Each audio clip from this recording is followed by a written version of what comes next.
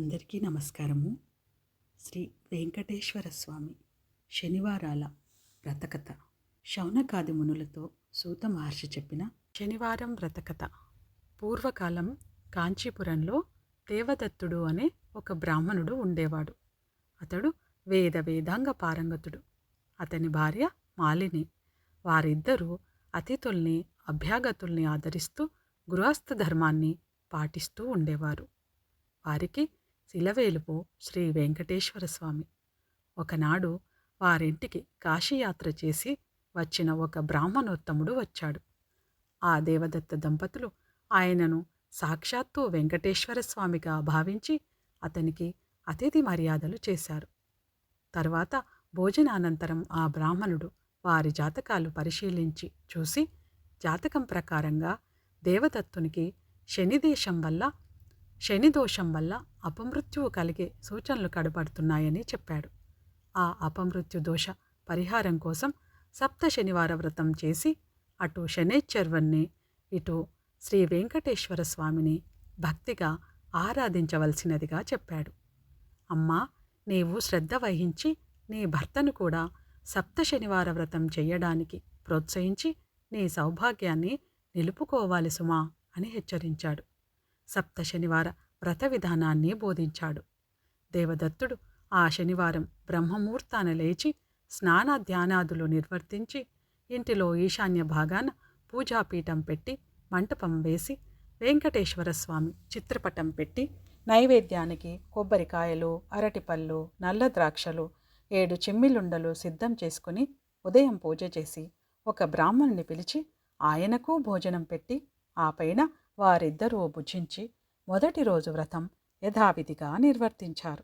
ఆ విధంగా వరుసగా 7 శనివారాలు వ్రతాన్ని భక్తి శ్రద్ధలతో కొనసాగించారు. 7వ శనివారం వ్రత పరిసమాప్తి చేసి భోజనం చేసి కొంతసేపు శ్రీ వెంకటేశ్వర స్వామి మహిమలను స్మరించుకుంటూ నిద్రించారు. ఆ దంపతులకు భక్తి శ్రద్ధలకు పూజా విశేషాలకు ప్రసన్నుడైన శ్రీ వెంకటేశ్వర స్వామి మాలినీదేవికి స్వప్నంలో సాక్షాత్కరించి, ఓ పరమసాధ్వి, మీ దంపతులిద్దరూ శ్రద్ధాభక్తులతో చేసిన సప్త శనివార వ్రతానికి నాకు చాలా సంతృప్తి కలిగింది. ఆ వ్రత ప్రభావం వల్ల నీ భర్తకు శనైశ్చర్య దోషం, అపమృత్యు భయం కూడా తొలగిపోయాయి.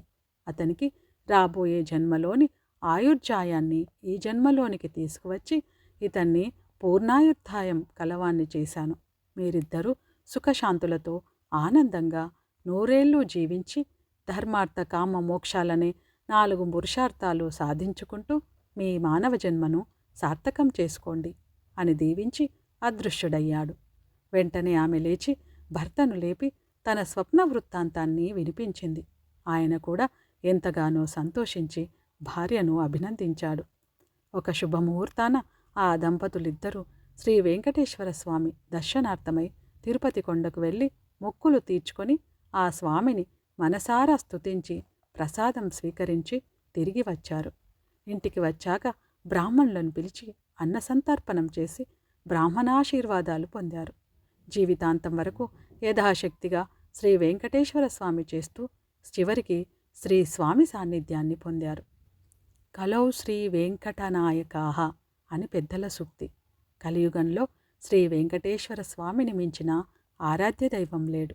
ఈ సప్త శనివార వ్రతంతో ఆయనను ఆరాధించిన వారికి శనిదోషాలు తొలగి శ్రీ స్వామి అనుగ్రహం లభిస్తుందని సూతుడు శౌనకాది మహామణులకు వినిపించాడు. శ్రీ స్వామివారికి మిక్కిలి ఇష్టమైన ఈ శనివార వ్రతమును చేసిన వారికి ఉన్న కష్టములు తీరును, గ్రహబాధలు పోవును, సంపదలు భోగములు కలుగును. వారికి వారి కుటుంబమునకు సర్వశుభములు కలుగును. శనివార వ్రతమును ఆచరించిన వారికి అసాధ్యమనేదే లేదు. ఈ కలియుగమున శనివార వ్రతము మానవులకు కల్పవృక్షము వంటిది. శనివార వ్రతమును చేసి స్వామివారిని అర్చించి స్తుతించి ఈ కథను చదువుకొనిన వారు ధన్యులు. ఓం నమో వెంకటేశాయ.